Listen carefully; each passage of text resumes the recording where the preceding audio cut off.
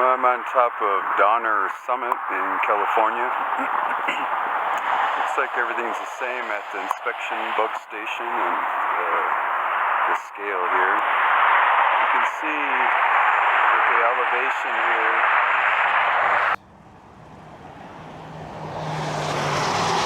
And I'm on top of the Sierra Mountains.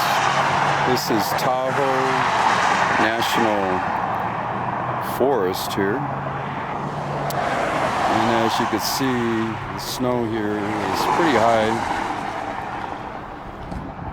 And you can see all that. But this mountain here is actually my favorite mountain. I've been all over the United States. All the mountains, I've stopped everywhere. And this one here is my favorite. When I was going to college in Sacramento, I used to come here and I used to go on 80 up here to the mountains and got away from the city. And I went ahead and took 89 over to 50 and brought that back right to Sacramento. It's a good way to escape, to get away. But the snow is very high up here, as you can see. But this is California, and the last time I actually was here was actually, I'd say about 15 years ago, after it went from Hannaford Brothers to DH Express. I just went to Salt Lake City and back. And this is a really nice area, it's very peaceful. But everybody comes here just to really see nature. But this snow is very high, as you can see. And they pretty well blocked this off now. This is a walkway, and it used to be actually a walk area where you can come and see. But you can see how high this snow is. The drifts get really high up here. When it snows, it really goes down in feet here. But it's a very beautiful area.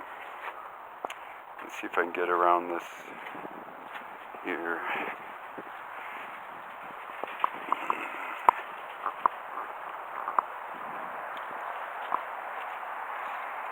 I can fax it to him once I get to the hotel. But I thought there was no parking here. Looks like there is. But I parked on the side. I won't be here that long. There's only 2 rest areas on this mountain. The next one is called Gold Run, and I'll stop there and show you that. That's where they shoot water to the side of the mountain and they collect all the dirt and they sift through to get gold. And that was banned a long time ago because of the erosion and what it happens on the mountains here. It's a conservation kind of law now.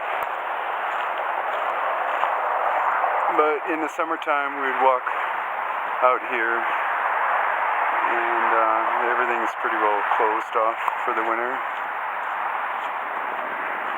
It's about 61 degrees out here. It's very warm.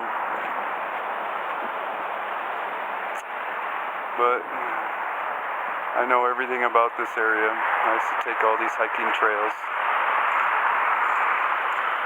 It's really nice to be back on Donner Mountain. In front of me is Boreal, and this is a ski resort here. And this is the first and last to be opened in Lake Tahoe. Squaw Valley is where they had the Olympics. This is the top of the mountain here.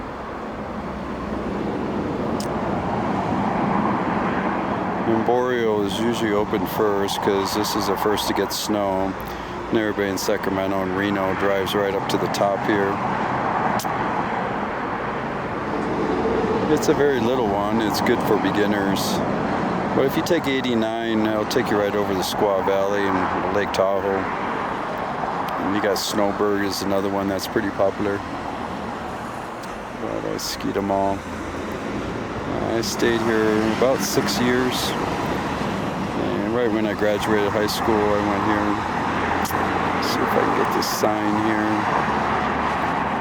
This is a Boreal sign here. It's at the 176 mile marker. Now you have to go all the way to mile marker 8 to Oakland and deliver this Johnsonville brats. And it looks like I'll be picking up bell peppers and Turlock and take that back to Wisconsin. It's very wooded up here. It's very peaceful. You have to really watch the animals around here. And they bury themselves up here, but it's hibernating season, so you can really look for footprints and all that. This is the rest area. The snow is pretty packed up.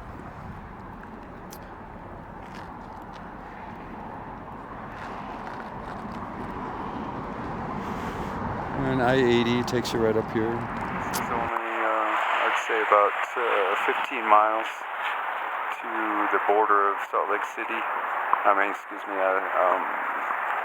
Border of from Nevada and California, from Sacramento to Reno. It's a 100-mile mountain.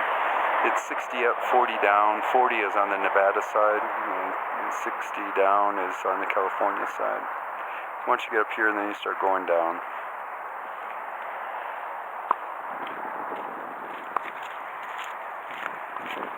It's good to take a walk.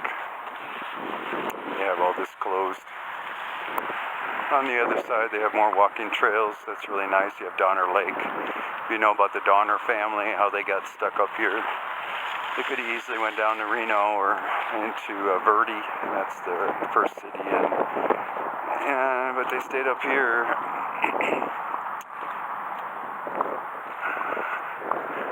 As you can see, these pipes here are pretty high where the snowfall is.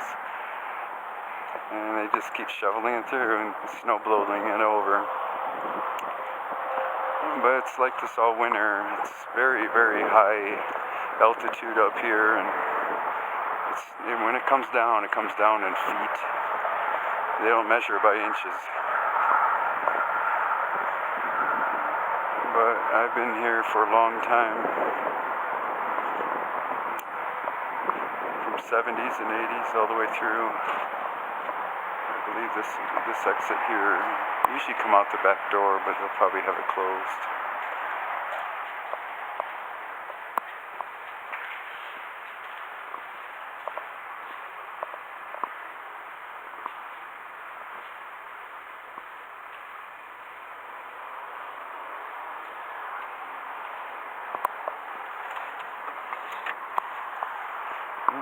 Have a little area here. This used to open up, not have a fence here. And this here you can walk and have trails and all that. But they closed it just for safety reasons.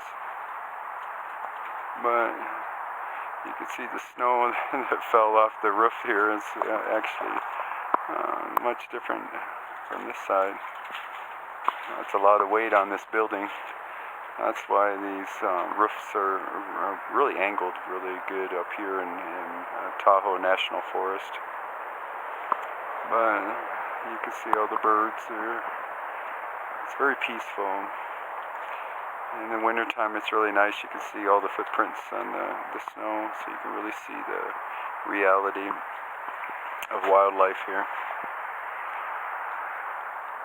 But I used to go right beyond here, but they put this fence here, and you can go right through these woods here, and there's a lake on the other side of this hill. But again, this is Donner Mountain. It's a very beautiful area. It is my favorite area. I've gone all over, and this is what I've chose when it comes to home. It's just really, really beautiful. Has everything you need when it comes to a forest.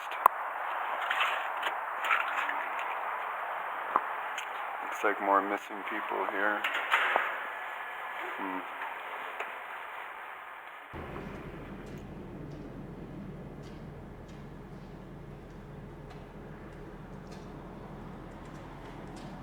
really looking for these missing children here. Not many of them have them displayed like this. So California thumbs up on you guys. Really showing how many are missing. We have a Colorado Congress lady that says it's about 350,000 are missing every year. Let me go ahead and scan this back up. Make sure all of you are locked on. A thumbs up on California by showing this. Not many rest areas have this. And again, this one here, blonde hair, blue eye. I'm really looking for October 13th.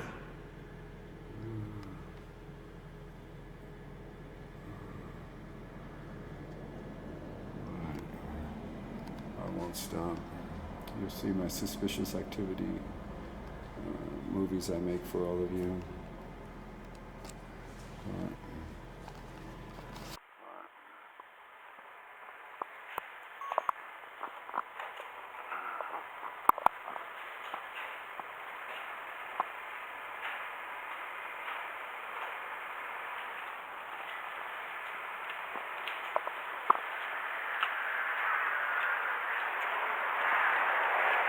Alright, back out. But I'll stop at Gold Run Rest Area. I'm hoping that's not closed. We'll take you right over to the walking area. And they really give you a historical idea of the erosion and what they did in that technology.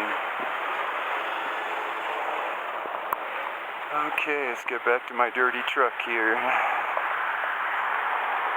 At the yard, they'll have it all washed and cleaned again. It looks pretty good. I got sensors on the tractor. It gives you the air pressure. That's really nice. But trailer, you still have to bump these tires here. One thing you gotta do is look for these air lines. Make sure those springs are still on. They start getting rusty and they break off, and your airlines start dragging on the ground. A lot of guys don't realize that until it puts a hole in it.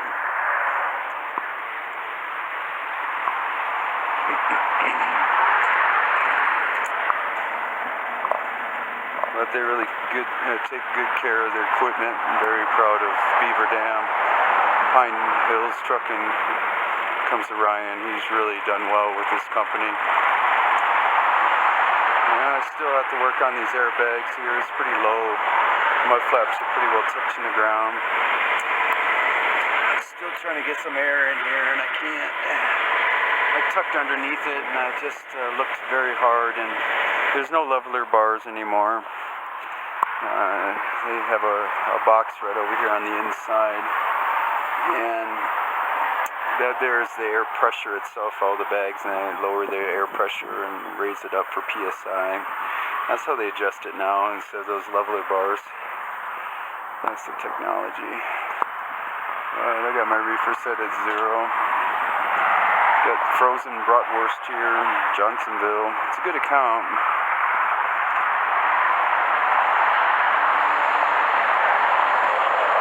Other than that, everything's looking good here.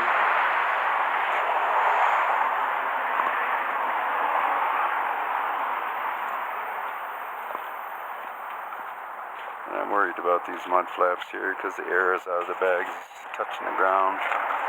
But I went through the scale in Truckee, and they didn't have any problems with me, especially with my inspection sticker. That's really nice. I'm good for a year. I got all 4 corners, so that was the end of the year, and it's really nice to have that. I put new wipers on. These are the wipers that I really like.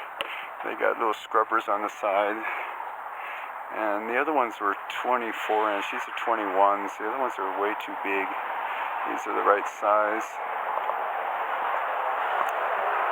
But I always thought of that. I went to Event Help and had this great idea of super gluing Brillo pads on one side. And you would hit the washer fluid to moisten it. And it would go up and Brillo pad up and squeegee down. I only had one side that did that. I went to Event Help, but I had to spend $1,000 just to have the idea there. And I called it bug wipers. And then it would be about $13,000 to submit that and have a presentation be taken to invention trade shows. It just became a hassle, so I let that go. I learned the hard way about patenting something. It just cost so much money.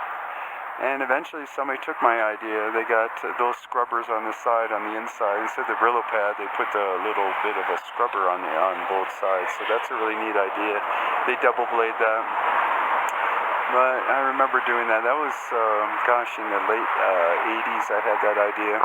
Had many ideas, but that was one of my neat little ideas. I thought that would be great for all of you. But I just realized the competition out there when it comes down to inventing something and what it would take. But EventHelp was the only one that I really relied on, and they were the only ones that helped me. But you got to have money to make money.